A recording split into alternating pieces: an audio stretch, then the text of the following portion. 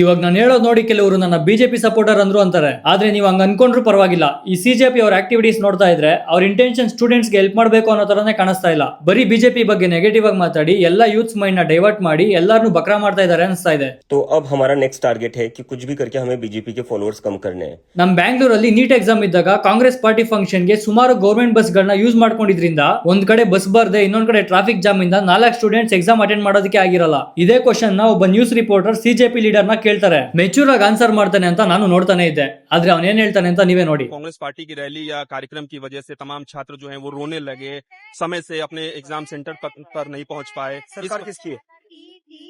सरकार किसकी? NEET exam कौन ले रहा है? केंद्र सरकार ले. इस देश में तो वहाँ कांग्रेस की है. एक सेकंड, केंद्र नीट की एग्जाम कौन ले रहा है सर?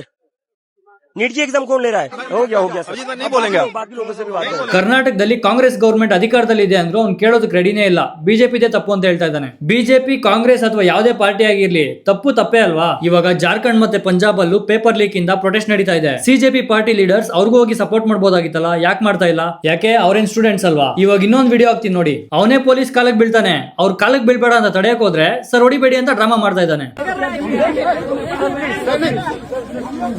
सर मारिए मत, मैं पैर छुड़ाऊं, मारिए मत.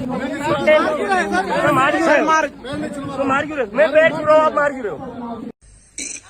ಅಣ್ಣ ಸಖತ್ ಆಕ್ಟಿಂಗ್ ಮಾಡ್ತಿದ್ದೆ ಕಣ. ಕಲಾವಿದ ಕಣ, ನಮಸ್ಕಾರ ಕಣ. ನೀನು